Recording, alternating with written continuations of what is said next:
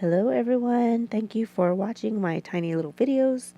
This is a short, very much sped up process video. I'm not going to teach you watercolor because I don't know it. I'm trying myself, trying to learn.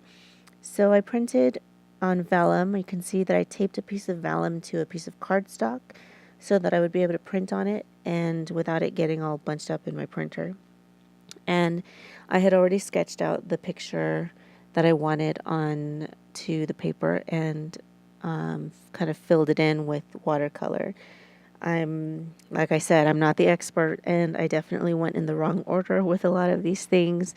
I I put in dark colors before I was supposed to, and I didn't do the background first, and you live and you learn, and I'm trying to learn the ins and outs of that, but it definitely just takes practice, and I'll get there. So my little guy Max, I used almost all gray paint on him, and I just kind of darkened it in certain areas, and you'll see me go in later. I've got the Stabilo pens, and I used light gray and dark gray, as well as a little bit of the Micron black. The smallest one I think is a 0.5. And yeah, I just kind of filled in color like a little kid and went in for detail afterwards. And I got inspired to do this because I've been thinking so deeply lately, and I got this Rustico journal, and there's a tiny little quote in their cover, and it says, "Leave your mark." And I've just had this epiphany in the last few weeks. My husband's being deployed, and I'm going to be alone with my daughter for like 6 to 9 months, and I decided to take her on this big road trip.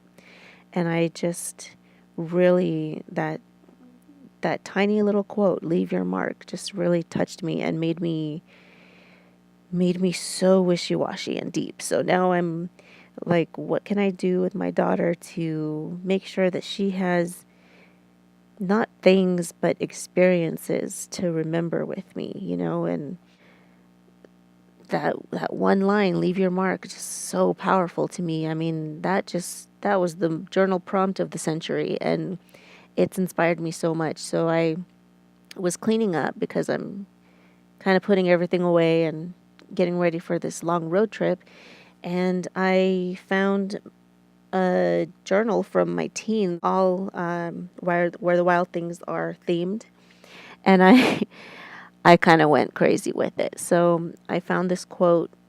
Maurice Sendak actually said this in an interview pretty shortly before passing away, and it just hit me pretty hard, and I wanted to include it in my journal. You'll see it soon, but I'll read it to you. It says, "I have nothing but praise for my life. I'm not unhappy. I cry a lot because I miss people. They die, and I can't stop them. They leave me, and I love them more. What I dread is the isolation. There are so many beautiful things in the world which I will have to leave when I die. But I'm ready. I'm ready. I'm ready."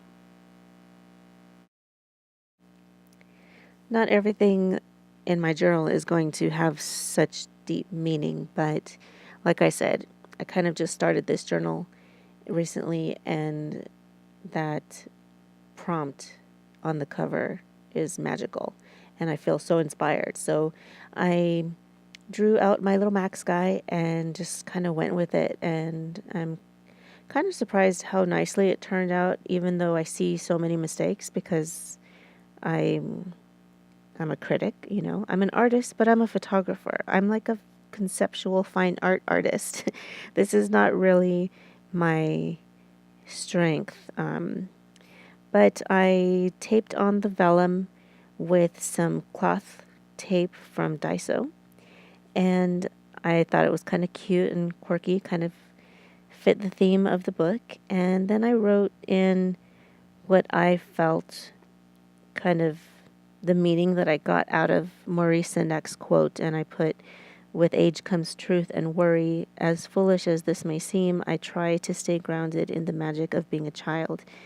And to me, that just means, like I said before, you start getting older, you start seeing your mortality, and you start to, everything worries you or scares you, and you can't live like that. You've got to just put on your little PJs and be like Max, I guess. So I'm excited to go forward with this journal. It's pretty exciting to be that inspired out of one line, and happened to find this book at the same time as I'm having all these thoughts, and it's just kind of cool how things fall together like that sometimes.